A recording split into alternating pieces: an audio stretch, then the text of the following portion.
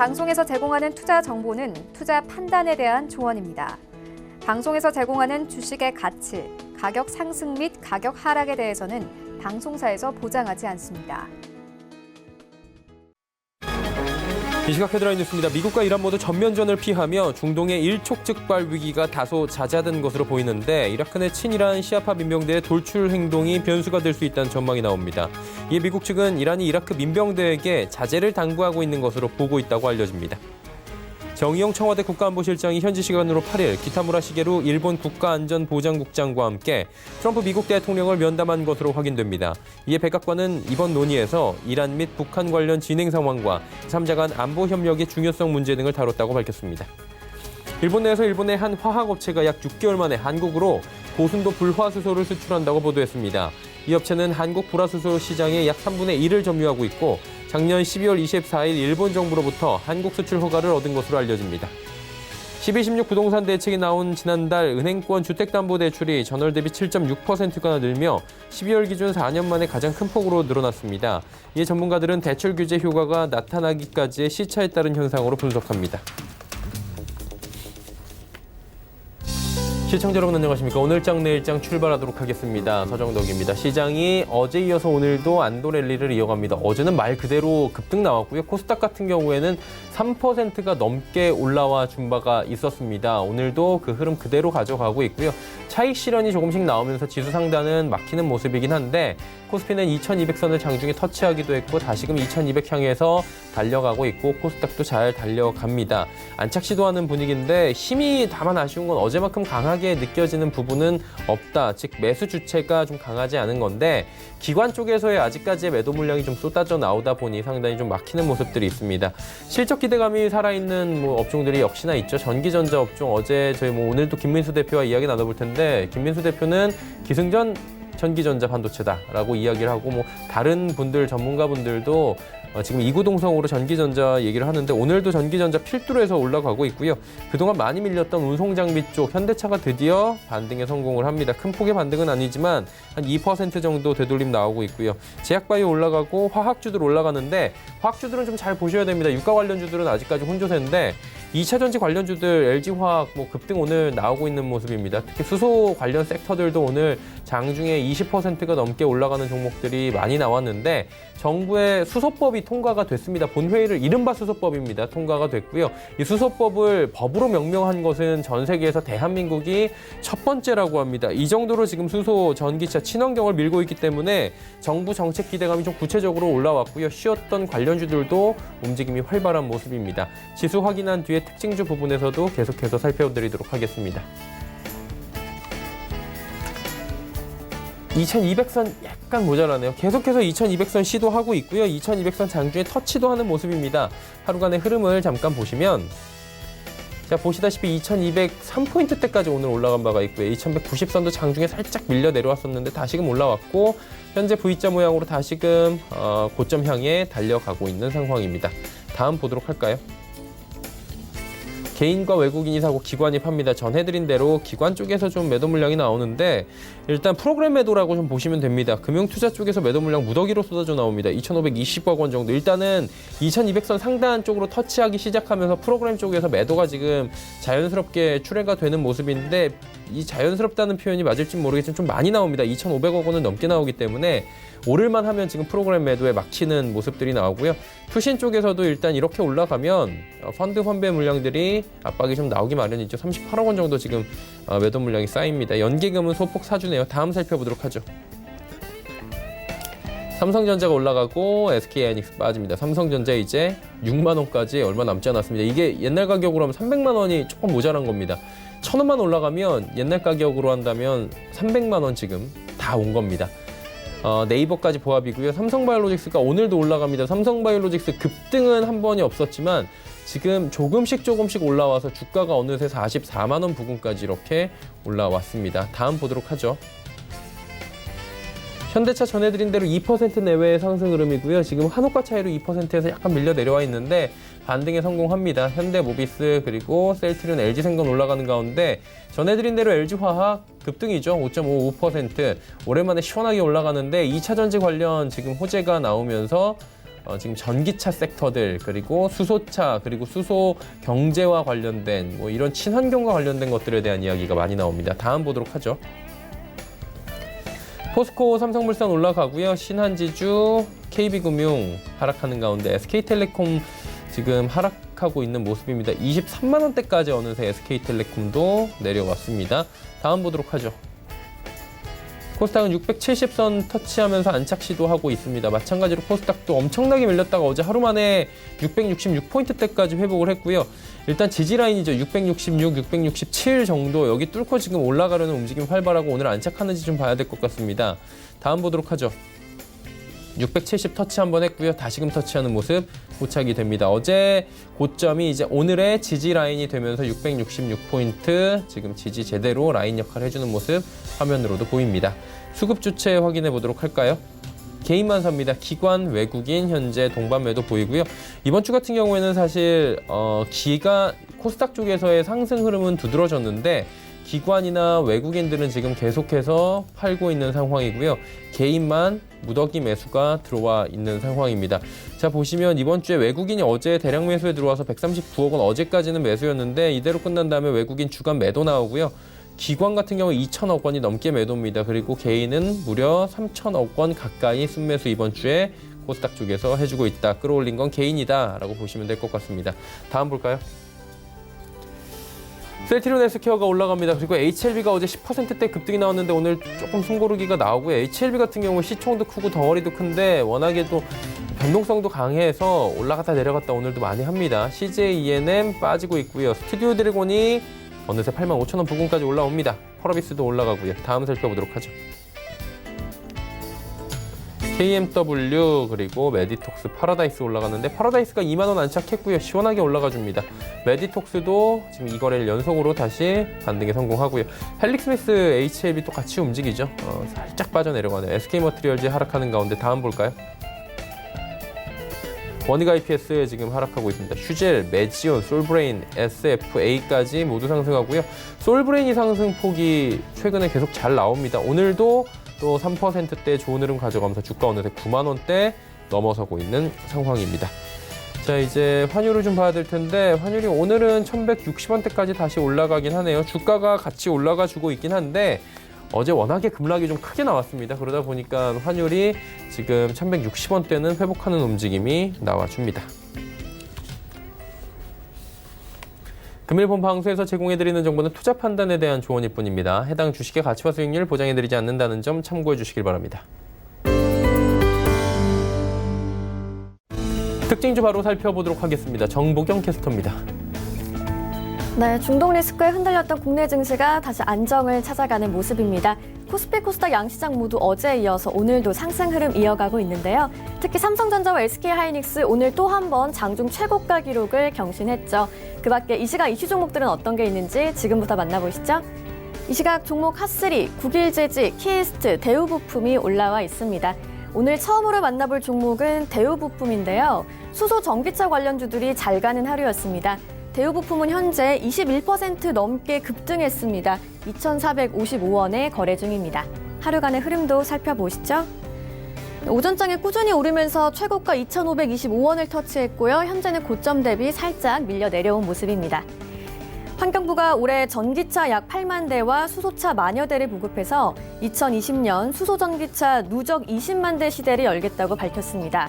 이에 더불어서 정부의 수소경제 활성화 로드맵을 뒷받침할 수소법도 국회 본회의를 통과했는데요. 이 같은 소식에 대우부품, 유니크, EM코리아 등 수소전기차 관련주들이 오늘 상승세를 보였습니다. 다음 종목 만나보시죠. 탄소 소재가 미래 신소재로 주목받으면서 그래핀 관련주들도 오르고 있는데요. 현재 국일제지가 6.12% 올랐습니다. 5,900원에 거래 중입니다. 하루간의 등락폭도 확인해 보시죠. 개장 직후에 주가가 수직 상승하면서 6,290원을 터치했고요. 현재는 상승분을 조금 반납한 모습입니다. 국일제지는 대표적인 그래핀 관련주죠. 이 그래핀은 플렉서블 디스플레이의 핵심 소재가 될 것으로 기대되면서 작년 한 해 코스닥 시장에서 가장 돋보였던 테마 중에 하나인데요. 산업교육연구소가 오는 22일 탄소 소재 부품 개발 및 상용화를 위한 세미나를 개최한다고 밝혔습니다. 이처럼 탄소 소재에 대한 시장의 관심이 커지면서 오늘 그래핀 관련주들이 상승하는 모습입니다. 다음 종목 만나보시죠. 키이스트는 방탄소년단 컴백 소식에 상승세를 보이고 있습니다. 키이스트 현재 5.15% 올랐고요. 2,755원에 거래 중입니다. 하루간의 흐름도 살펴보시죠. 오늘 몇 차례 가파른 상승 보여줬고요. 11시쯤 최고가 2,875원을 터치하는 모습입니다. 키이스트는 이른바 방탄소년단 수혜주로 불리고 있는데요. 일본 자회사인 SMC가 방탄소년단의 일본 활동 전속 계약권을 갖고 일본 팬클럽 운영과 관리를 맡고 있습니다.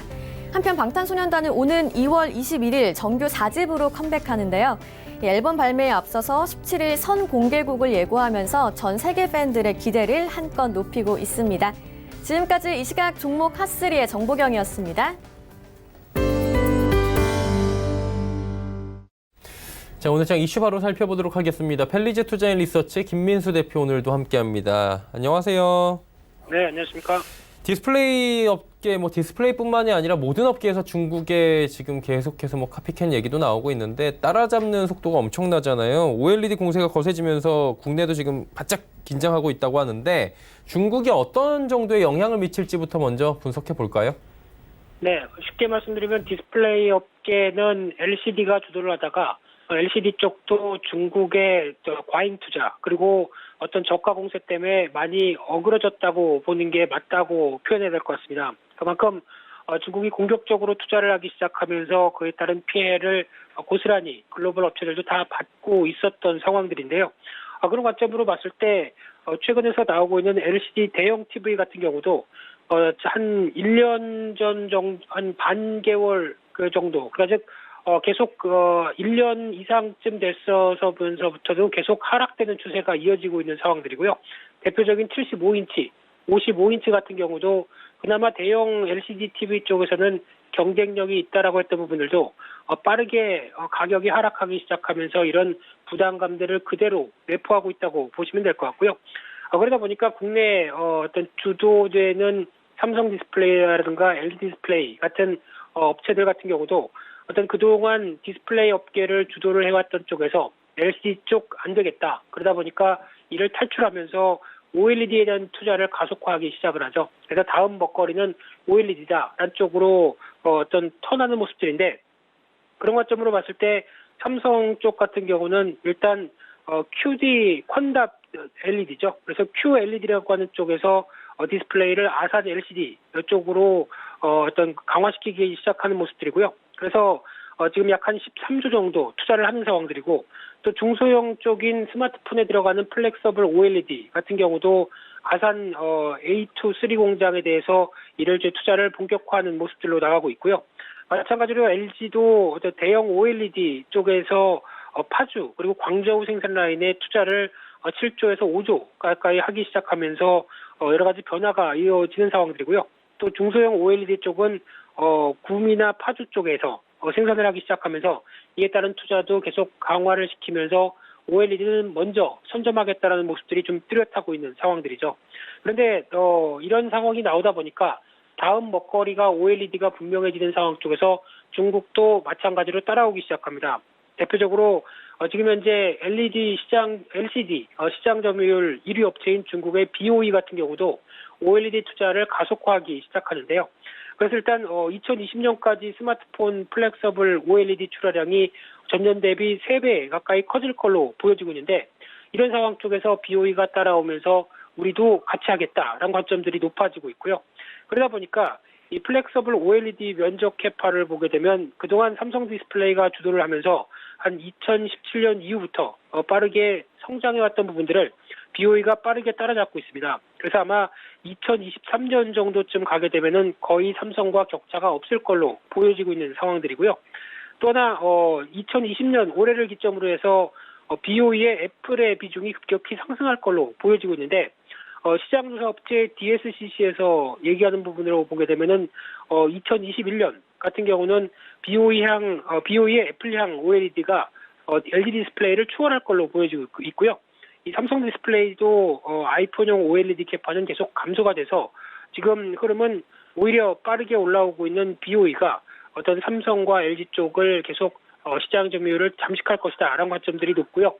게다가 또 5G 같은 경우도 스마트폰 관련된 쪽에서 고급 모델이다 보니까 이쪽에도 OLED 패널에 대한 채용률이 증가가 되고 있는데 5G 폰의 올해 출하량이 한 14% 정도인 1억 9천만 대 정도가 또 OLED를 채택할 걸로 보여지고 있는데 2023년도는 5억 5천만 대까지 예상하게 되면 OLED 쪽도 같이 빠르게 성장할 걸로 보여지고 있는데요.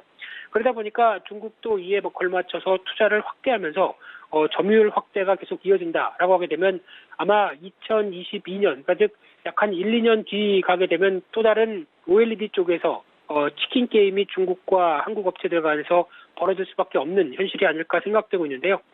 그런 흐름이다 보니까 현재 주도권을 갖고 있는 국내 업체들도 투자를 확대시켜서 계속 격차를 벌릴 걸로 시도를 하고 있고요. 중국도 OLED 굴기라는 측면 쪽에서 가속화가 예상된다라고 하게 되면 일단 지금 같이 이제 초기 국면 쪽에서 나왔을 때는 당연히 OLED 장비나 부품들 쪽에서는 수혜일 가능성이 높다라는 관점 쪽으로는 바라보고 있는데 하지만 이제 중요한 부분들은 앞으로의 주도권을 누가 어디가 가져가느냐는 계속 확인하면서 지켜보셔야 될 흐름이라고 생각되고 있습니다. 자, 그리고 시진핑 중국 국가주석의 방한 이야기가 나오고 있지 않습니까? 방한을 할 것이다라는 얘기가 나올 때부터 중국 관련 소비주들이 들썩들썩 거렸는데 지금 이제 봐야 될 시점이 지났다라는 얘기도 있지만 아직까지 뭐 방한을 하려면 시간이 있기 때문에 봐야 되잖아요. 워낙에 많이 빠졌고 최근의 흐름 어떻습니까? 네, 최근 들어서 중국 소비주, 화장품주나 면세점주 강한 모습들이죠. 근데 시장에서 얘기하는 시진핑 주석의 방한과 관련된 한한령 해제는 아무래도 기대감 정도로만 해석해야 될 것 같고요. 그 나머지를 뺀 상황이라고 하더라도 중국 소비주가 올라오는 여러 가지 이유를 충분히 설명할 수 있다라고 하게 되면 나머지가 어떤 데이터들이 팩트가 아닐까 생각이 되고 있는 상황들인데요. 가장 먼저 첫째로는 중국 관광객 유입에 대한 회복 속도라고 봐야 될 것 같습니다. 특히 중국 관광객이 없다고 하더라도 특히 최근 4년간 방한한 외국인 수를 보게 되면 2016년도가 정점이었었을 때를 비교해 봤을 때 작년도 오히려 총 외국인 관광객은 그 수준을 넘어서 1,740만 명까지 예상을 하는 만큼 중국인 단체 관광객이 없어도 다른 부분들 쪽에서의 관광객들이 이를 충분히 채워줬다라고 볼 수 있는 상황들이고요. 그중에서 중국인 관광객들도 2016년대 정점이었을 때가 한 800만 정도가 됐었는데 작년 추산이 약 한 600만 정도로 예상하고 있습니다. 그렇다고 한다면 한때 사드 배치 이후에 반토막 나던 수치가 작년 같은 경우 이제 회복세가 들어오면서 많이 돌아섰다라고 볼 수 있는 상황들인데요. 하지만 여기서 또 중요한 부분들이 중국인 쪽에서 자유여행객이 사상 최고 수준까지 늘어난다고 볼 수 있습니다. 특히 자유여행객 같은 경우는 어떻게 보면은 그동안 어떤 한국에 여행을 오게 되면은 깃발 따라서 같이 움직이는 그런 단체적인 움직임들이 오히려 몇 번 가보다 보니까 이제 혼자서도 충분히 내가 먹을 거 먹고 즐길 수 있는 거 즐기겠다는 관점들이 높아지게 되는 상황들이죠. 그러다 보니까 개인 비자 신청도 최고를 기록할 만큼 여러 가지 변화가 들어오고 있는 부분들인데 그런 측면이라고 하게 되면 오히려 지금 측면에서는 한한령이 해제돼서 단체 관광객까지 회복된다라고 하게 되면 중국 소비주가 좀 더 실적의 기대감이 높은 게 아닐까라고 봐야 될 것 같고요. 또 하나 체크해볼 부분들이 화장품 수출 동향입니다. 특히 화장품 수출 같은 경우는 작년 12월 달 거의 30% 이상 증가하면서 월별 최대 실적을 유지를 했고요. 그런 차원이다 보면은 화장품 수출액 추이가 이제 바닥권을 지나서 작년에 여름 때가 거의 저점이라고 봐야 되겠죠. 회복세가 뚜렷이 들어오고 있다라고 보게 되면 중국향이나 홍콩향, 특히 일본 같은 경우는 수출은 거의 59% 이상 늘었는데 수입은 46%가 줄었습니다. 그만큼 노후 재팬의 영향 때문에 일본으로는 화장품이 잘 팔리는데 수입은 잘 안 되고 있다라고 하게 되면 화장품 업체, 국내 업체들의 입장 쪽에서는 상당히 또 어떤 긍정적인 흐름이라고 봐야 될 것 같고요. 그런 쪽으로 봤었을 때 베트남까지 수출 동향들이 가세가 되고 있다고 하게 되면 긍정적인 모습이라고 봐야 될 것 같고요. 또 하나 이제 면세점 같은 경우도 4분기 실적을 보게 되면 면세점 매출은 계속 호황을 누리고 있죠. 그래서 작년 같은 경우도 연도별 면세점 매출 실적을 보게 되면 21조까지 늘어나면서 계속 2015년도 이후부터 확산되는 추세가 나오고 있는데 하지만 면세점을 봤었을 때 가장 큰 단서 중에 하나가 매출은 크게 늘어나고 있는데 수익성이 이를 못 따른다였습니다. 그런데 지금 동향들을 보게 되면 아무래도 Q가 즉 어떤 매출 자체가 커지기 시작하게 되면 수익성이 느리다고 하더라도 그래도 회복세로 들어온다라는 부분들이 눈에 띄는 상황들이고요. 게다가 이어지고 있는 위안화 환율이나 중국 지표에 대한 여러 가지 실물 지표가 개선되면서 나오는 효과까지 감안한다. 그러면은 좀 더 어떤 수익성 회복들이 나오지 않겠느냐라고 바라볼 수 있는 상황들이고요. 그런 측면으로 보게 되면 호텔신라도 분기 실적이 아마 어떤 올해 들어서면서부터 특히 1분기부터는 빠르게 지난 가장 좋았던 1분기였죠. 작년 1분기 수준까지 돌아오지 않을까로 바라보고 있는 상황들이고요. 그러다 보니까 일단 지금 시장을 바라보는 중국 소비주 입장 쪽에서는 한한령 해제와 관련된 부분들은 덤이다라고 봐야 될 것 같고요. 지금 나오고 있는 지표들만 본다고 하더라도 꾸준히 개선될 가능성이 높다라는 관점 쪽에서 중국 소비주를 바라보셔야 될 것 같습니다. 중국 소비주 이야기까지 나눠봤고요. 오늘 말씀은 여기까지 듣도록 하겠습니다. 고맙습니다. 네, 감사합니다. 펠리지 투자 리서치 김민수 대표와 함께했고요. 이슈 칼럼 이어갑니다.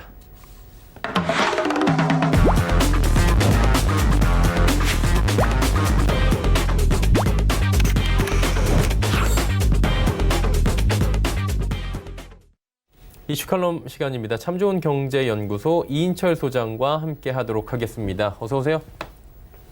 연초에 사실 뭐 1월 효과들 우리가 얘기 많이 해요. 근데 첫 주만 좀 괜찮았고, 그러니까 다음 주가 딱 되니까 갑작스럽게 지난주 금요일 날 이란 사태가 터졌었고요. 그리고 한 3거래일, 4거래일 동안 완전히 지금 전 세계 글로벌 증시가 패닉에 갔다가 트럼프 대통령이 하루 만에 싹 판을 또 바꿔버리는 거의 뭐 매직이죠. 트럼프의 매직이 보여줬는데 그러다 보니까 이제 저점이에요. 아직도. 매수 기회가 맞냐 아니냐 얘기 나오는데 전반적으로 좀 얘기를 해볼까요? 이 부분? 그렇습니다. 일단 이 미국과 이란 간 갈등은 사실 좀 잠잠한 분위기예요. 그런데 연초에 어떤 이 중동 리스크가 이제 가시화되면서 글로벌 금융시장에 충격을 줄 것은 예상치 못했습니다. 예. 어쨌든 뭐 하루하루 속보의 천당과 지옥을 좀 오갔죠. 그러다가 결론을 보면 좀 자작극 냄새가 좀 짙다라는 생각이 굉장히 스위스 들어요. 통해 가지고 뭐 얘기했다 뭐 얘기 있잖아요. 그렇습니다. 증시만 놓고 보면 미국 증시는 조정받을 때 조금 받고 거의 연일 사상 최고치를 갈아치우고 그렇죠. 있습니다. 다우가 3만 포인트 넘어서려고 하고 예. 있고 뭐 나스닥 이제 거의 1만 포인트 육박하고 있는 상황이어서 이게 아시아 증시만 굉장히 좋지 않은 악재에 계속 급등락을 반복하고 있는데 그리고 좋은 뉴스는 뉴욕 증시 이제 시간에 개장 시간에 또 나오고 이러다 보니까 이 트럼프 대통령이 립 서비스를 좀 보게 되면 어쨌든 뭐 이란에 대한 강력한 경제 제재는 밝히면서도 그러나 전반적으로 군사력 사용 가장 이제 위험한 거였죠. 군사력 사용을 원치 않는다라고 밝히면서 사실 트럼프 대통령의 입장에서 보면 지금 탄핵이라는 이슈가 있고요. 재선이라는 이슈가 올해 다 이제 있죠. 맞물려 있습니다. 자, 과연 긁어 부슬러서 좋을 게 하나도 없다. 득이 될 게 없다라는 거죠. 자, 이런 걸 보면 자신이 적어도 올 이 재선에 나서기 전까지 주식 시장이나 경제에 어떤 타격을 줄 만한 리스크 요인을 만들지 않겠다는 거거든요. 자, 그러다 보니까 사실 그동안의 이 트럼프의 성향을 보게 되면 이에는 이, 눈에는 눈으로 보복하는 그런 성격이었는데 이건 뭐 짜고 치는 고스톱처럼 정말 아무도 예측 못하게 바로 또 이 사그러들고 있는데 이런 의도를 파악을 했는지 연초에 급등락했던 뭐 안전자산으로 쏠렸던 자금이 조금은 더 위험자산 쪽으로 빠르게 움직이고 있고 국제유가 역시 상승했던 하루 급등락폭보다는 오히려 더 많이 떨어지고 있어요. 자, 그러다 보니까 아마 이런 이제 뭐 불안한 거 물론 리스크는 있습니다. 아직도. 있겠죠. 예. 정말 이러한 입장에서 미국을 가격하고 싶다. 그러면 미국이 두려워하는 거 두 가지거든요. 일단 미국 본토에 대한 공격. 이건 드론 이익이 있기 때문에 가능한 얘기고 또 하나는 전 세계에 있는 미국인을 공격해서 살상을 했다. 이거는 미국 국민들이 들끓고 일어나는 여론이 이제 굉장히 만만치 않기 그렇죠. 때문에 트럼프 대통령이 여기서 확전을 막고 싶어도 이런 여론을 등지게 되면 싸움을 해야 되는 수밖에 없는데 거기까지는 가지 않을 것이다라는 이제 의견이 대부분인 것 같고 그렇다면 사실 그동안 미국 증시는 꾸준히 다 올랐는데 우리는 오르지 못했잖아요. 그렇죠. 떨어지는 게 더 많고요. 예. 자, 그러다 보니까 이럴 때 국내 주식 사야 되나 고민하시는 분들이 있는데 이런 얘기하고 싶어요. 이제는 전체 숲을 보는 게 아니라 지수를 보는 게 아니라 이제 개별 나무, 정말로 종목들. 똘똘한 종목, 그리고 실적 나오는 종목, 외국인들이 미리 많이 산 종목들 위주로만 움직이고 있거든요. 그러다 보니까 앞으로 이런 이제 대외적인 불확실 요인이 좀 제거가 되면 실적 장세예요. 결국은 예. 펀더멘털로 이제 돌아갈 수밖에 없기 때문에 전체 숲을 보지 말고 지수를 보지 말고 이제 정말로 선별적으로 괜찮아 보이는 실적이 긍정적으로 나아질 것으로 보이는 일부 종목군들의 상승세가 좀 더 이어지지 않겠느냐라는 생각이 듭니다. 지수만 놓고 뭐 그냥 아무거나 사면 오르겠지 이렇게 생각했던 예전 장하고는 조금 이제 악재가 사라지는 그런 부분은 없을 것이다라고 했는데, 그러다 보니까 이제 기승전 반도체 얘기 나오는 게 삼성전자가 오늘 액면 분할 이후에 가격이 59,700원을 장중에 찍었습니다. 옛날 가격으로 따지면은 300만 원 가까워지는 거죠. 300만 원에 60 곱하면 얼마예요? 18,000원 모자라네요. 그렇습니다. 와, 이렇게까지 올라왔는데 뭐 시가총액 1위 기업이기도 하고 예. 그리고 이제 상장 이후 최고가예요. 맞아요. 뭐 액면 분할 이전에도 300만 원은 돌파를 못했기 때문에 어쨌든 뭐 삼성전자, SK 하이닉스가 전반적으로 시장 분위기를 시가총액 1, 2위 기업이 시장 분위기를 이끌고 있는 건 맞습니다. 그리고 이제 실질적으로 이제 2017년 11월에 반도체가 당시에 초호황이었죠.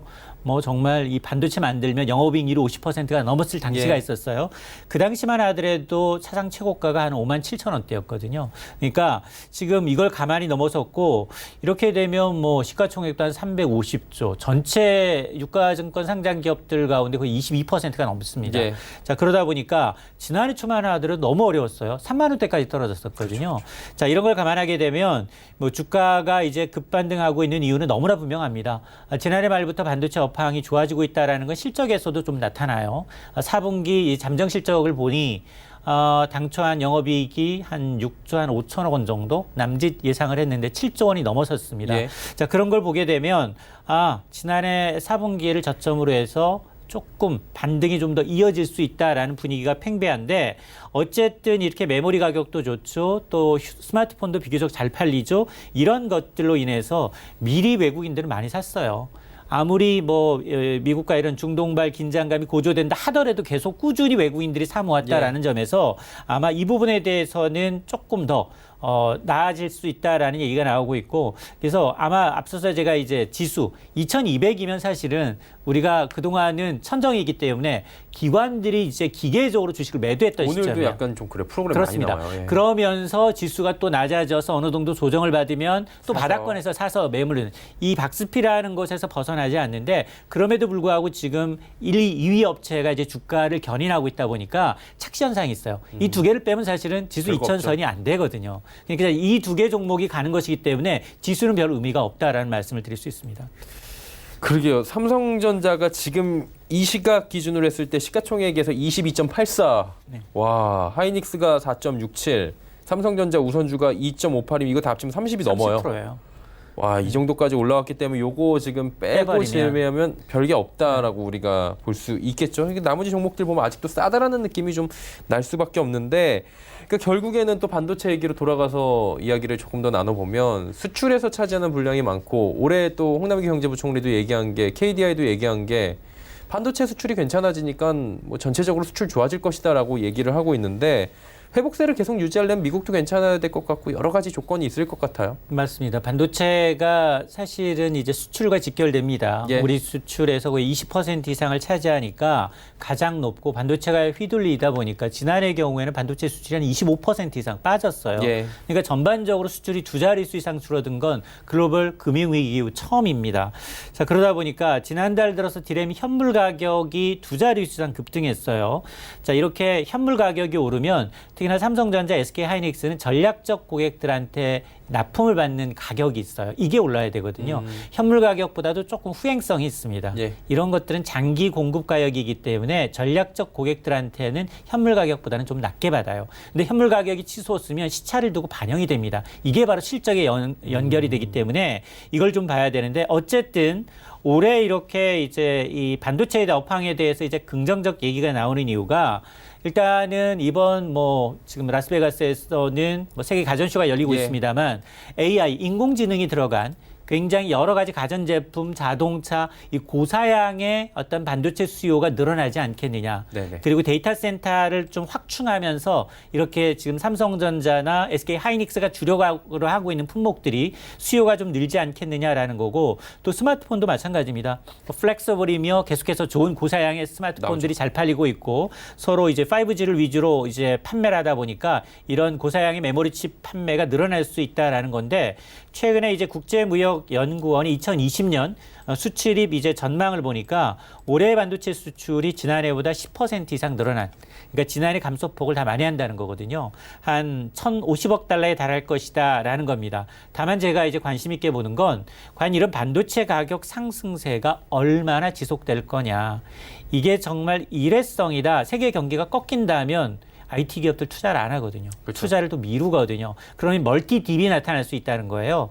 잠시 반등하는 것처럼 보이지만 IT 기업들이 정말 투자 재원을 늘리고 공장을 증설하고 물건 수요에 맞게끔 판매를 늘리는 걸 봐야 되는데, 아직 그것까지는 확신하기는 좀 어렵다라는 겁니다. 다만 최악의 상황이었던 지난해보다는 나아질 거라는 건 분명하다. 예. 이걸 반영해서 지금 애널리스트들이 뭐 삼성전자의 주가를, 목표 주가를 뭐 7만 원 내외로 이제 올리고 있고, 네네. 실질적으로 영업이익률을 보게 되면 올해보다 뭐 40% 이상 좀 나아지지 않겠느냐라는 건데, 물론 최고 고점과에 비하면 굉장히 낮은 수준인 건 맞습니다. 그럼에도 불구하고 바닥 탈출 기대감이 가장 먼저 이제 이 오고 있는 분야가 반도체라는 건 부인할 수 없습니다. 반도체를 시작으로 또 이게 번질지 아니면 조금 여기서 멈출지는 그게 고민이에요. 그쵸. 사실은 반도체에 기댄다는 것 자체가 지난해 우리가 얼마나 힘들었는지 경험을 했는데, 반도체 이외에도 이제 가져야 되거든요. 우리가 강점인 것들, 바이오도 그렇고요. 바이오 제약부터 시작해서 뭐 게임이든 우리 두 후속 이제 사업이 나타나줘야 되는데, 아직 조선업도 그렇고 이제 이 경기를 뒷받침해 줄 만한 수준은 아니에요. 건설 플랜트 이런 것도 없고요. 그렇습니다. 네. 아직 그러니까 고점이어서 잠깐 바닥에서 벗어나는 것 같은데 아직도 확언하기가 어렵고, 이렇게 지금 연초부터 중동 불안하죠. 그리고 이제 세계 경제에 대한 불확실성이 커지게 되면 또 금리를 내려야 된다는 목소리가 나올 수가 있거든요. 이렇게 되면 확실히 기업들이 선수적으로 이제 투자를 하고 이런 것들이 나타나지 않는다면 반도체 하나만으로 우리가 이제 올해를 기댄다. 이것도 굉장히 리스크 있는 전망입니다. 그러니까 참 어려워요. 지금 보는 게 반도체 좋아지는 것 같은 거는 확실하게 보이고, 뭐 미국 필라델피아 반도체 지수도 괜찮고 요즘에. 그러니까 괜찮아지나 싶은데 나머지를 또 뚜껑을 열어보면 별로라는 거죠. 근데 KDI 보니까 부진 표현을 드디어 삭제를 했습니다. 그러니까 회복 조짐이 보인다. 이건 좀 너무 가는 그 해석일 수도 있긴 한데, 그래도 전부 다 나아지지 않겠느냐라는 쪽으로 해석을 할 수 있잖아요. 그렇습니다. 예. 아마 지난해 국책연구기관이면서 정부의 전망치와 굉장히 척을 졌다. 예. 굉장히 괴리감이 좀 있어서 그나마 이제 시장의 눈높이는 맞췄지만 예. 정부의 눈밖엔 좀 난 측면이 낮죠. 없지 않아 있어요. 그럼에도 불구하고 일단 1월 경제 전망 그린북을 통해서 이제 KDI 한국개발연구원이 내놓은 전망을 보게 되면, 어쨌든 보면 이것만 놓고 보면 한국 경제 봄이 오나라는 이제 기대감을 가질 수 있는데, 그 내용을 좀 보게 되면 지난 4월부터 12월까지 있었던 이 9개월간 이어져 왔던 경기 부진이라는 단어를 삭제를 했습니다. 예. 대신에 경기 부진이 완화될 가능성이 있다라고 아주 조심스럽게 평가를 하고 있어요.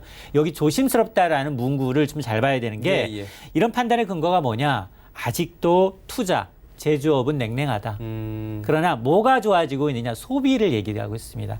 이 소비가 이제 소비 지표가 당분간 좀 개선될 것 같다라는 이유를 들어서 경기 부진이라는 표현을 뺐거든요. 그래서 이 한마디로 뭐냐? 우리 경제가 더 나빠지기보다는 바닥을 좀 다지고 있다라는 정도로 해석을 하면 됩니다. 그래서 일각에서는 이렇게 경기 반등 신호가 나오면 V자형 반등을 예측을 하시는데, 제가 누누이 말씀드리지만 V자형 반등 굉장히 어렵다. 그거는 이제 바닥이 다르죠. 굉장히 예. 긴 뭐 나이키형. U자형 내지는 나이키형 커브형이 될 수 있다라고 누누이 말씀을 드렸는데, 물론 이제 이런 우리 경제에 대한 어떤 KDI 낙관적인 전망에도 불구하고 어제 바로 세계은행이 올해 전 세계 경제 성장률 전망치를 낮췄습니다. 여기 이유를 좀 들어보게 되면 미중 무역 전쟁도 있죠. 지속적으로 제조업 부진하죠. 예. 이런 걸 이유를 들어서 지난 6월의 전망치보다도 0.2%포인트 낮췄어요. 특히 선진국도 그렇고 선진국도 지금 뭐 미중 무역 분쟁, 제조업 부진이 이어지고 있고 우리 한국이 포함되어 있는 신흥국, 개도국 역시 무역 투자 부분이 부진하다라는 겁니다. 네. 그래서 국가별로 좀 보니까 우리가 G2의 의존도가 높은데 미국의 성장률 전망치는 어째 종전보다는 0.1%포인트 상향했지만 예. 중국에 대한 전망치는 같은 기간 0.2%포인트 오히려 낮췄어요. 근데 우리는 미국보다 중국 의존도가 2배가량 더 높습니다. 그렇죠. 자, 그러다 보니까 물론 뭐 세계은행이 2011년, 내년, 후내년, 2022년 경기 전망은 올해보다 나아질 수 있다라고 하는데 나아지는 폭이 0.1%포인트예요.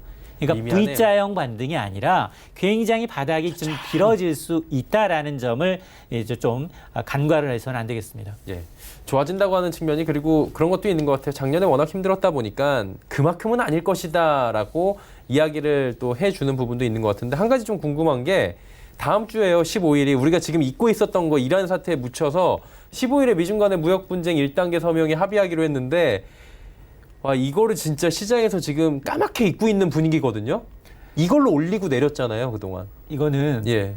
뼈 사골국을 우려먹는 거예요. 그러니까요. 아니 지난해 이제 봄부터 가을부터 나왔던 합의 얘기를 아니 서명한다는 게 뭐가 중요해요. 그러니까요. 이게 지금 이벤트가 없으니까 트럼프의 어떤 트릭입니다. 트릭. 예. 시장에서 환호할 수 있겠지만 이미 나타났던 거고 서로 관세 일부예요. 관세 일부를 면제해주고 농산품 더 사주고 이미 나왔던 거에 대해서 얘기지. 다 한 얘기를 다시 한번 양국 정상들이 서명한다라는 이벤트를 보여주기식일 뿐이지 이게 어떤 커다란 영향을 줄 만한 이벤트가 아니기 때문에 이건 뭐 트럼프 대통령이 한마디로 장사꾼 속 기지를 좀 보여주는 이벤트성이라고 생각하시면 될 것 같습니다. 크게 뭐 안 하거나 판을 뒤집거나 그러진 않겠죠, 이번에는. 이걸 그것도 장담 못해요? 아니, 이건 판을 뒤집고 할 만한 문제가 아니에요. 2차, 3차 더 중요한 민감한 문제가 있기 때문에 첫 번째 단계를 이제 받지 않는다면 예. 첫 번째 협상에 대한 합의를 이루어지지 않는다면 2, 3단계 나갈 수가 없습니다. 근데 적어도 트럼프 대통령 입장에서는 지금 입지가 내부에서 굉장히 좋지 않아요. 그렇죠. 미국인들조차도 굉장히 이제 배타적인 감정이 많기 때문에 적어도 11월 총선이 있을 때까지는 굉장히 조심스럽게 외교 문제든 경제 문제든 굉장히 다독거리면서 미국만큼은 아메리칸 퍼스트를 굉장히 철저하게 지켜가면서 운영될 거다라는 점은 뭐 분명해 보입니다. 예, 뭐 1단계 합의 이후에 이제 소장님 뵐 것 같은데 2단계 얘기는 다음 주에 한번 나눠보면 될 것 같습니다. 오늘 말씀은 여기까지 듣도록 하겠습니다. 고맙습니다. 참 좋은 경제연구소 이인철 소장과 이야기 나눠봤고요. 종목 이야기 바로 이제 출발하도록 하겠습니다.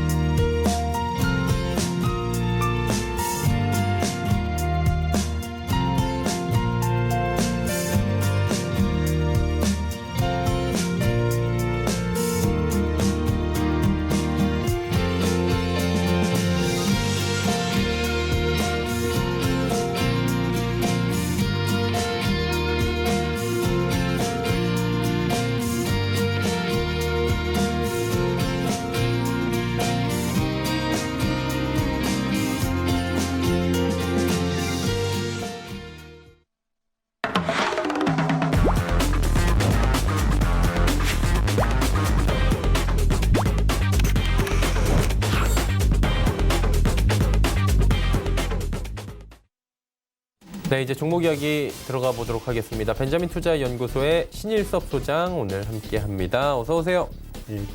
예, 시장 2거래일째 분위기 괜찮은 것 같고요. 뭐 시장 상황에 맞춰서 이제 종목들 이야기를 좀 나눠보도록 하겠습니다. 어떤 종목부터 이야기 나눠볼까요? 네, 뭐 이란하고 미국하고 뭐 전쟁이 어쩌고저쩌고 하도 별 영향이 없는 것 같더라고요. 아니 뭐 거의 전쟁 얘기 나스닥은 다 들어갔어요. 예, 다 들어갔고 나스닥은 오히려 그래서 제가 계속 말씀드린 게 그 주식시장은 모든 걸 알고 있다고 저희가 일반적으로 평가하잖아요. 뭐 미스터 마켓은 신이다. 네. 정말 그 9.11 테러 때도 우리가 봤잖아요. 차티스트들이 보기에는 저거 차트가 정말 망하는 차트였거든요. 차트가 9.11 테러 직전에 이미 차트가 그렇게 망하는 차트가 만들어져 있었거든요. 그러니까 모든 걸 알고 있다. 그렇다고 그거에 빗대어 본다면 지금도 사실 그림이 지금은 반대로 너무나 좋은 그림이었거든요. 다우나스닥이. 뭐 다 나왔었잖아요. 이평선 다 정배열에 모든 거 쌍바닥에 뭐 쓰리바닥 쌍바닥 다 나오고 고점 돌파 뭐 이런 것도 있잖아요. 차티스트들이 보는 뭐 고점을 돌파하고 전고점을 돌파하고 그런 것들이 다 나와 있는 상태에서는 사실 저기서 전쟁이 터진다고? 왜냐면 그게 만약 전쟁이 터지면은 이미 시장이 망가져 있어야 되거든요. 그렇죠? 그래서 말이 안 된다고 생각했는데 역시 미스터 마켓이 맞았던 것 같고 그래서 우리는 이제 그런 걱정은 안 해도 될 것 같아요. 뭐 시장이 무너지네 만에 걱정 안 해도 될 것 같고 이제 그 종목을 보면 되는데 첫 번째 종목 FNF입니다. 아 정말 이게 무서울 정도로 어떻게 이렇게 가죠?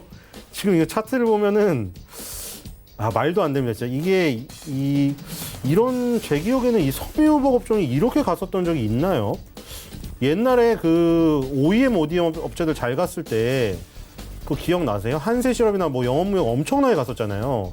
지금은 완전 좀 왜 이렇게 됐는지 모르겠는데 한세실업 영업무역이 좀 망가졌어요, 많이. 근데 그때 한창 잘 갈 때 와 섬유유복 업종도 저렇게 다이나믹하게 갈 수가 있구나 봤거든요. 그때 한세실업이 막 2,000원대에 있었죠. 막 2,000원, 3,000원, 4,000원대에서 7만 원을 가는 근데 희한하게 또 7만 원 딱 70000 찍고 거기서부터 그냥 밑으로 떨어져서 16,000원이 있긴 한데 그때 OEM 업체들이 엄청 떴어요. 그래서 한세실업 영업무역이 7만 원을 둘 다 돌파를 했어요. 근데 그 뒤에 이제 좀 망가졌는데 그 다이나믹함을 본 이후에 FNF가 전 처음 느끼는 약간 그런 느낌이거든요, 지금. 그렇게 그때 한세실업 영업무역이 정말 매일 가는 것 같은 느낌이었어요. 진짜 파워가. 근데 FNF가 그런 식으로 지금 가고 있어가지고, 와, 이게 어디까지 가려나, 이게. 이게 2013년 대충 막 찍어보시면, 2012년, 13년에는 이게 6,000원짜리였거든요, 이게.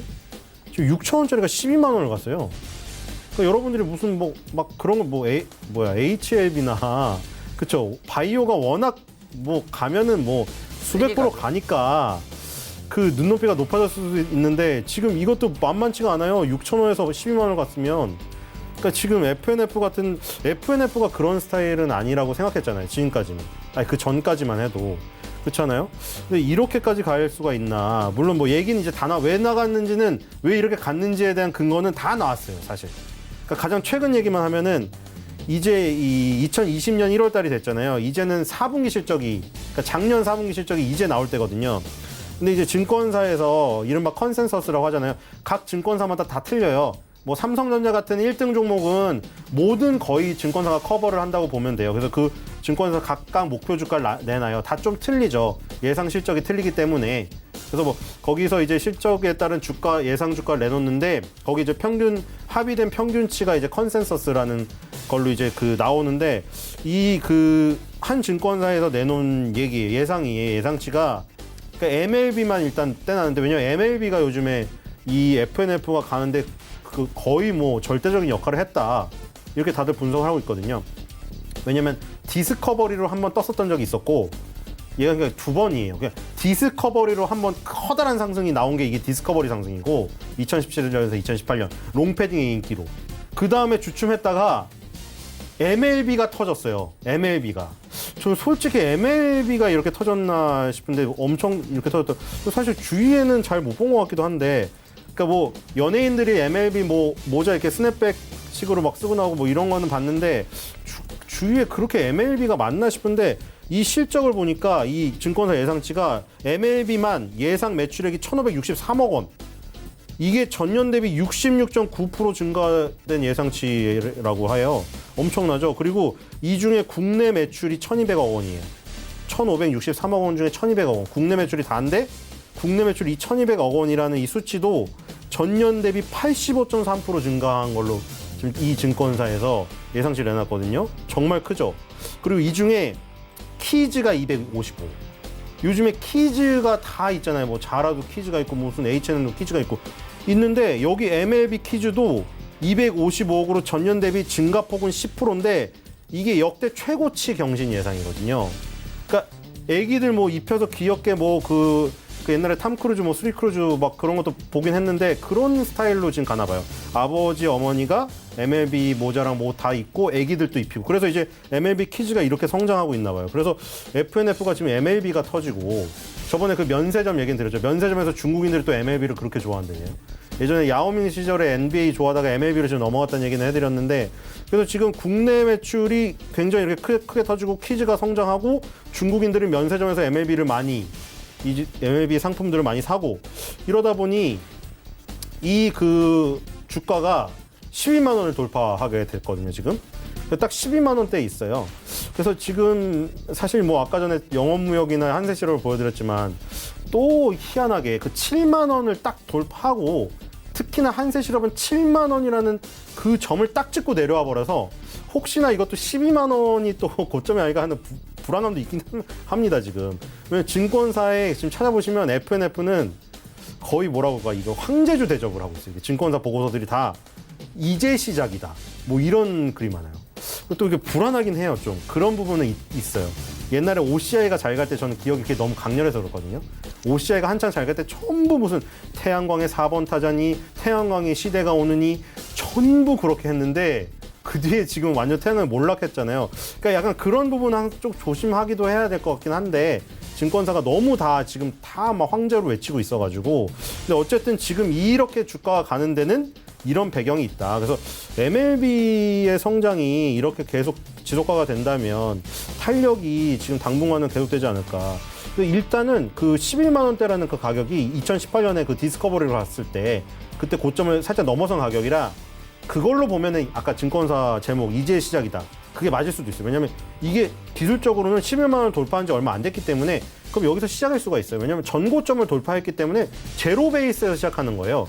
왜냐면 그 매물 소화를 완전 거쳤기 때문에 11만 원의 부담은 더 이상 없는 거거든요. 11만 원에서 이제 던지려는 사람들이 이미 다 던졌어요. 그 매물을 다 먹고 올린 거예요, 지금. 그래서 이제 그 매물 부담은 없기 때문에 여기서 시작이라고는 11만 원이 0이라고 생각한다면 시작이라고 볼 수도 있을 것 같습니다. 일단은 저는 손절가 11만 원하고 저 좀 높게 잡았는데 목표가 20만 원으로 잡았습니다. 이렇게 높게 잡고 네, 높게 좋은 것 같아요. 두 번째 종목은 라온피플입니다. 라온피플도 몇 번 갖고 온 것 같은데 지금 몇 개까지 나왔죠, 카메라가? 정확히 모르는 4개까지 5개도 지금 뭐가 나올 거라는 예상은 있지 않나요? 뭐 그래서 인덕션 얘기 나오는 거 그거 이제 이 단어를 저는 쿼드라는 단어까지 말았는데 펜타가 5개더라고요. 듀얼, 트리플, 쿼드, 펜타.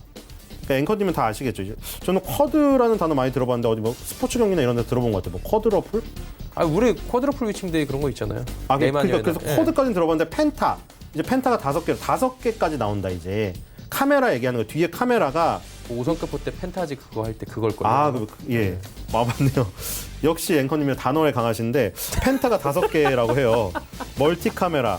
예, 그래서 저는 펜타를 이걸 처음 들어봐서 펜타가 5개인데 이제 멀티 카메라가 이제 트렌드다.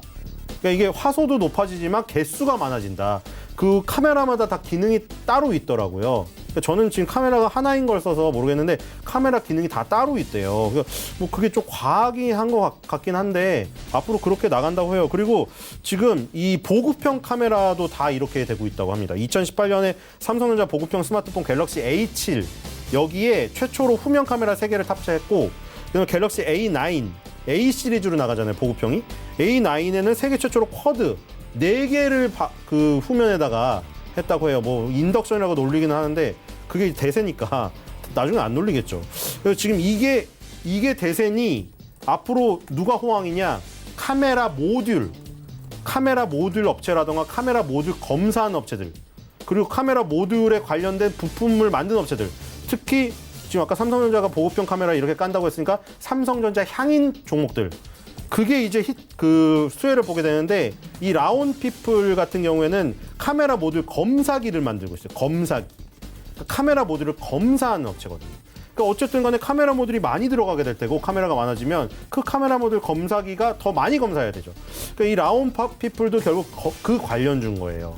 그래서 지금 이미 지금 22,000원이라는 벽을 넘어서 지금 위로 올라왔거든요. 3만 원대까지, 3만 원 근처까지.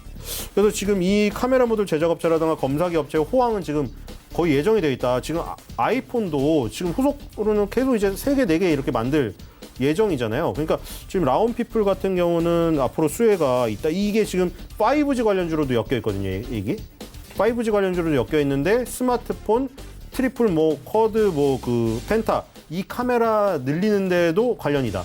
양쪽으로 걸려있기 때문에 신규 상장된 지 얼마 안 된 이 종목에서는 굉장히 좋은 이 이슈예요. 그래서 라운피플을 잘 살펴보시면 좋을 것 같고요. 손절가는 24,000원, 목표가는 3만 원입니다. 세 번째 종목은 위지익 스튜디오입니다. 저희 이거 그 처음에 많이 갖고 왔었잖아요. 앵커님이랑도 얘기 많이 했고 지금 근데 이게 많이 올라가지 않았어요? 이게 저희가 얘기할 때 많이 안 올라가는데 천천히라는 게 떴네요. 저는 항상 빨리라고 해서 너무 지금 반갑습니다. 숨을 좀 돌리고. 아니 이렇게 생각하시면 우리 섭이 오늘 하고 싶은 거 다 해라고 PD가 감사합니다. 얘기할 정도로. 감사합니다. 저는 항상 넘치게 하기 때문에 또 빨리 하라고 할까 겁이 났는데 트라우마가 있어가지고 천천히 하겠습니다. 어쨌든 위지익 스튜디오 많이 나갔는데 이제 움직임이 보여요. 저희가 많이 얘기했잖아요, 덱스터랑. 근데 덱스터가 은근히 안 가고 있어요. 지금 이게 덱스터가 뭐가 걸려 있냐면 지금 백두산이 걸려 있잖아요. 말은 많은데 흥행 저는 솔직히 이제 신경을 안 쓰려고. 이 여론이 보니까 그러니까 저희 계속 말했지만 극단에 있는 사람들이 글을 많이 쓰는 것 같아요. 이쪽 끝과 이쪽 끝단에 있는 사람들이 글을 많이 쓰고 대부분의 사람들은 그냥 뭘 저렇게 영화 하나 가지고 머리 아프게 하냐. 나 그냥 연인 내 여자친구랑 그냥 팝콘 먹으면서 그냥 보고 싶다 나는. 근데 그 싸우는 사람들은 거기에 거의 목숨을 걸었나 봐요. 그러니까 백두산을 응원하는 사람들은 정말 이거 응원하고 야 이런 우리나라의 기술력이 있다. 이런 거 백두산을 또 비난하는 사람들은 정말 죽이려고 달려들더라고 이게. 그러니까 뭐 어떤 이해관계가 걸려서 그런지 아니면 자기의 뭐 인생을 거기다 스트레스를 풀려고 하는지 모르겠는데 어쨌든 격렬하게 싸우고 있어요. 근데 격렬하게 싸우고 있는 만큼 흥행을 하고 있어요 또. 이게 뭐 워낙 제작비가 많이 들어서 손익분기점에 이제 넘었는데 뭐 760만인가 지금 800만 가까이 가고 있는 것 같아요. 근데 덱스터 얘기를 드리는 게 덱스터가 그동안 많이 참여를 했어요. CG에. CG나 뭐 VFX 기술, 시각효과 기술 많이 참여를 했고 우리나라 1위 업체인데 백두산은 더 의미가 있는 게 뭐냐면 백두산의 제작 배급사가 덱스터예요. 그러니까 이건 뭐냐면 대부분 배급사들 어디예요 지금? 제작 배급사들. 뭐 월트 디즈니가 워낙 지금 흥행한 게 많아서 더 많아졌고 그다음 CJ ENM, 우리나라 CJ ENM이고 뭐 롯데 엔터테인먼트나 이런 것들 있죠. 이런 거 있는데 덱스터는 원래는 VFX 기술을 해서 후반 작업에 많이 참여하는 업체예요. 그래서 그때 제가 그 설명을 드렸잖아요. 하정우 씨도 나는 백두산 영화를 찍으면서 백두산 근처까지 안 가본 게 신기했다. 이 말 했고 이병헌 씨는 후반 작업이 많이 걸려 있는 거기 때문에 저도 영화를 제대로 못 봤기 때문에 기대가 많이 된다. 이 얘기를 했어요. 그만큼 덱스터의 역할이 큰 영화기도 했는데 제작 배급까지 참여했다는 거는 이거는 더 민감하다는 거예요. 뭐에 민감하냐면 그 수치에 관객 수치에. 왜냐면 제작 배급사가 제작사 배급사 또 뭐 배우들 뭐 스태프들 해가지고 이제 뭐 나눠서 갖는 구조잖아요. 제작 배급을 했다는 거는 흥행을 하느냐에 마느냐에 따라서 굉장히 큰 실적이 왔다 갔다 한다는 거예요. 그래서 덱스터가 지금 일단 백두산이 흥행을 했고 그리고 그 욕하는 댓글에서도 그나마 우리나라 CG는 발전했다. 이 얘기 토가 달려 있더라고요. 그래서 제가 덱스터 그래도 많이 그 기술력을 인정받고 있는 게 아닌가. 뭐 시나리오가 무슨 뭐 좀 마음에 안 들고 이래도 CG 뭐 백두산 폭발 장면만은 인정한다. 뭐 이런 얘기가 있었기 때문에 비난하는 사람들 눈에도 그래도 CG 기술은 좀 올라온 게 아닌가. 그래서 덱스터의 기술력 인정받은 데다가 흥행까지 했기 때문에 제작 배급사로서 얻는 게 많지 않나. 그래서 기술적으로도 20개월 선을 돌파해놓고 한번 뜨지 않을까 했는데 지금 안 뜨고 있어요. 근데 이제 그 안 뜨고 있는 와중에 누가 떴냐면 위지익 스튜디오가 뜨더라고요. 근데 위지익 스튜디오는 그때 얘기를 드렸다시피 이제 캐서방의 영화가 프라이머리라는 영화에 직접 그 캐릭터를 만들어줬다. 그러니까 위지익 스튜디오의 이제 이 영향력이 이제 커지는 거죠, 점점. 그리고 무상증자를 했다는 이슈가 있거든요. 지금 이게 제가 갖고 왔던 것 중에 지금 뭐였죠? 커피 만드는 회사? 한국 맥널티. 얘네도 마찬가지인데 얘네도 그 무상증자가 들어오면서 갑자기 날아갔거든요. 위직스도 지금 그 효과가 있다 일단. 근데 그 효과만으로만 가는 거는 한계가 있는데 위직스도 계속 얘기 드렸다시피 점점 이제 그 헐리우드한테 인정을 받고 있고 직접 참여를 해서 그 어떤 영화의 전반적인 과정 가운데 하나의 요소를 담당하는 역할까지 지금 갔기 때문에 일단은 이렇게 되면 계속 인정을 받는 거죠. CGV에서 VFX 관에 지금 3면으로 쏘는 기술은 위직 스튜디오가 독점 계약을 했잖아요. 이미. 그리고 뭐 그 앤트맨과 아스프, 앤트맨 2편 그것도 VFX를 다 위직 스튜디오가 쌌고, 근데 이제 프라이멀에 참여를 해서 직접 캐릭터까지 만들어주니 이제 어느 정도 기술력이 올라오지 않았나. 그래서 지금 이런 거를 봤을 때 덱스터도 마찬가지고 위직 스튜디오도 마찬가지인 게 기술력은 어느 정도 그 궤도 위로 올라온 것 같아요. 그래서 일단 이 위직 스튜디오와 덱스터의 주가 상승은 앞으로도 상당 부분 계속된다. 물론 출렁이면 있겠죠. 근데 대세의 방향은 위로 갈 가능성이 굉장히 크다고 생각이 되어서요. 위직 스튜디오를 오늘 갖고 왔고 손절가는 6,000원, 목표가는 8,000원입니다. 네. 세 종목 말씀해 주셨고요. 키네마스터가 엄청 잘 갔네요, 지금. 뭐 조정 없이. 예, 대박이 났네요. 제가 이거 그래서 그때 얘기 드렸잖아요. 이 박스권이 그때 맨날 제가 얘기 드린 거 똑같잖아요. 뭐 한 단계 올라간 다음에 이게 옆으로 쉬고 있으면 주목해야 된다. 기술적으로. 왜냐면 그게 꺾이는 거였으면 바로 V자로 꺾여요. 역 V자로 꺾여요. 힘이 없으면. 근데 거기를 버팅기고 있다는 거는 그 위로 갈 가능성이 높다는 거고, 그때 위로 막 치고 올라오고 있었죠. 여기를. 약간 위로 올라오고 있어요. 완전히 뻗어버렸네요. 제가 그 안 나온 사이에. 완전 뻗어서 17,000원을 찍고 올라왔는데, 자, 이렇게 되면 그림이 완전 완성됐죠, 이거. 이런 거 잘 찾아야 돼요. 이거 뜨기 전에. 이런 거 오늘 또 뭐 심심하시면 주말에 다 돌려보세요. 그러니까 일단 뭐 이런 거 내용 제가 저는 이제 이거를 갖고 와서, 그러니까 기술적으로 일단 좋은 거를, 그러니까 제 스타일이에요. 저는 기술적으로 좀 여문 거를, 열매처럼 여문 거를 이제 좀 그 말할 거리가 있는 거를 갖다 붙여서 얘기를 하는 거예요. 이런 스타일이에요. 근데 여러분들이 뭐 이런 내용을 몰라도 좋아요. 이제는 빨리 해야겠군요. 이제는 빨리 해야 되는데, 기술적으로만 보는 것도 좋아요. 그러니까 주말에 그 시간이 있으실 때 부장님? 자동으로 해서 이제는 우리가 끝나셔야죠. 돌려보세요. 이런 거요. 바로 이런 거예요. 키네마스터가 이인데 보세요. 여기 2013년에 고점을 넘어서고 여기서 횡보하고 있고, 요런 걸 찾아내는 거예요.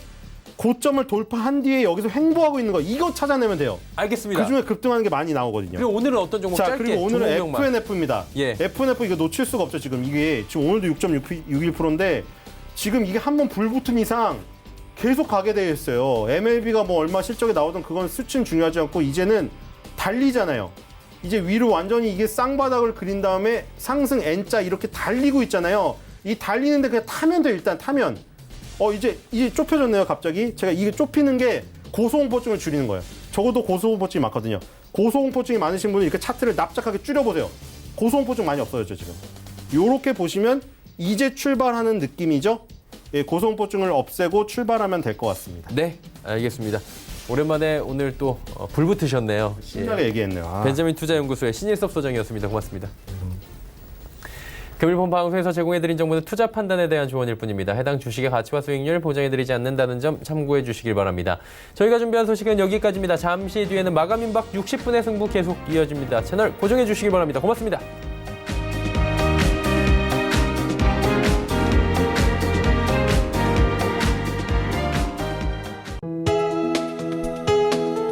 본 방송에서 제공하는 투자 정보는 투자 판단에 대한 조언입니다.